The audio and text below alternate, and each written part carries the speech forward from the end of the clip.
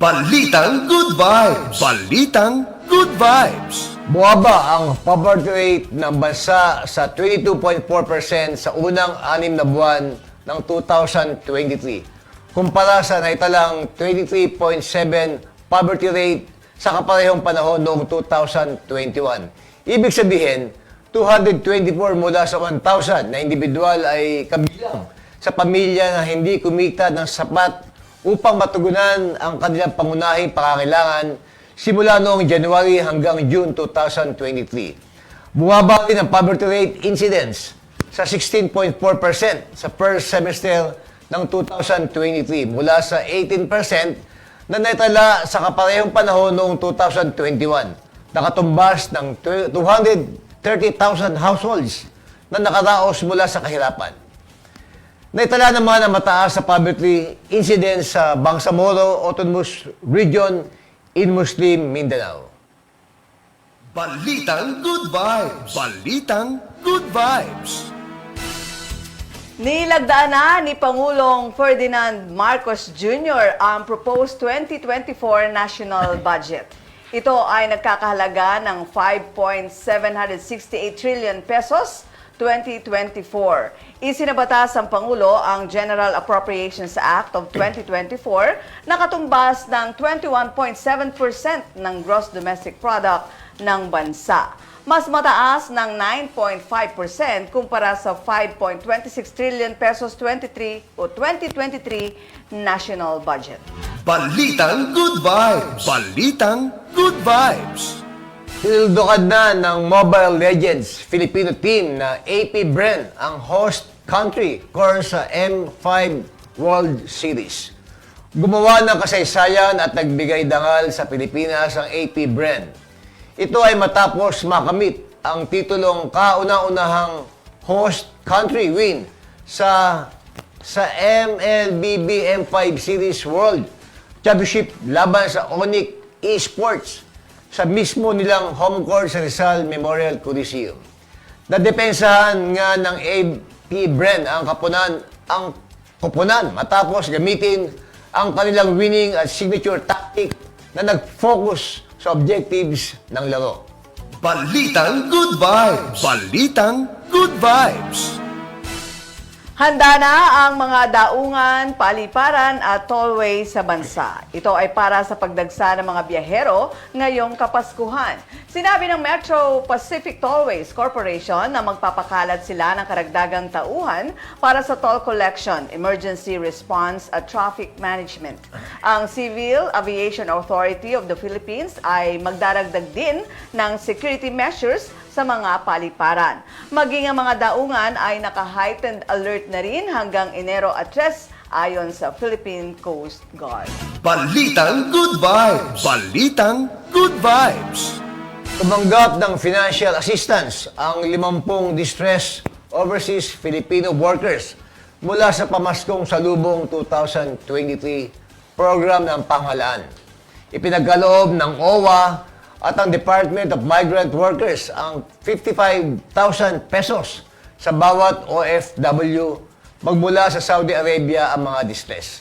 Bukod dito, sinubong din ng choir at tumanggap ng loot bags ang mga nagbabakasyong migrants workers.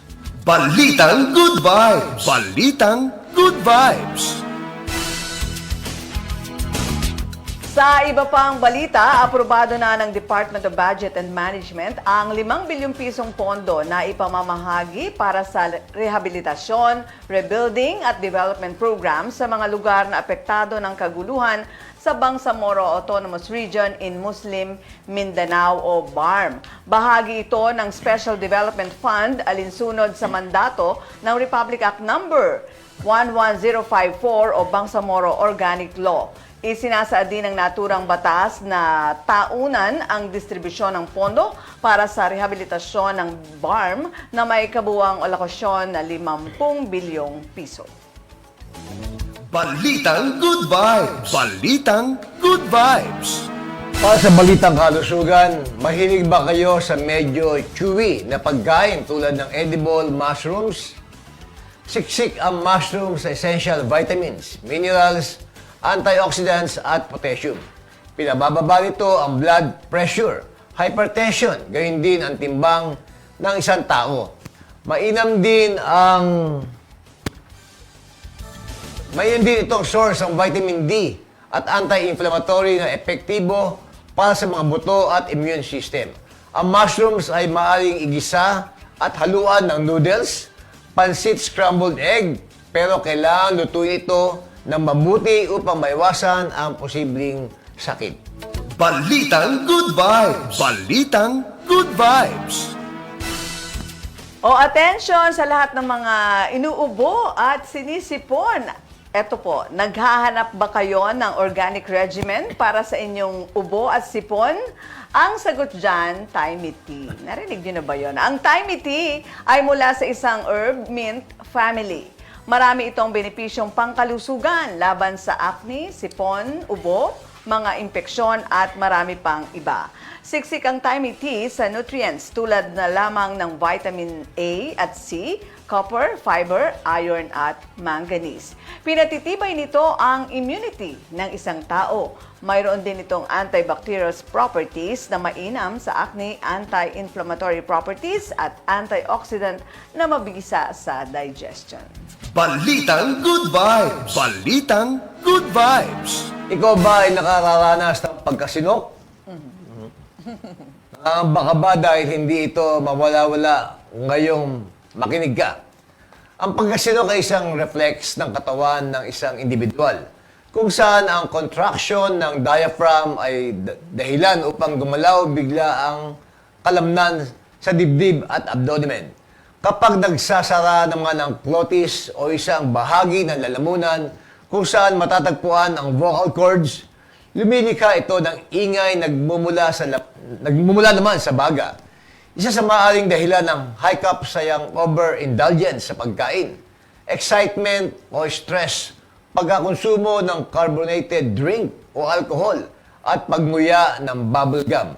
Ayon sa mga eksperto, wala namang eksaktong paraan upang mapigilan ang pagsinok. Ngunit kung mapapadalas ito, maaaring simulan sa pagkain ng maliit na portion ng pagkain, gayon din ang pagbabawas ng pagkonsumo ng mga soft drinks. Balitang Good Vibes. Balitang Good Vibes. Pamilyar ba kayo sa pinaghalong turmeric ginger coconut milk o golden milk? Ako ay hindi familiar. Narito po ang mga benepisyong taglay nito sa ating katawan. Mayaman ang golden milk sa antioxidant na mainam upang magkaroon ng malusog na utak at puso. Maganda rin ito sa digestion ng isang tao at pinabababa ang panganib ng pagkakaroon ng iba pang malalang sakit.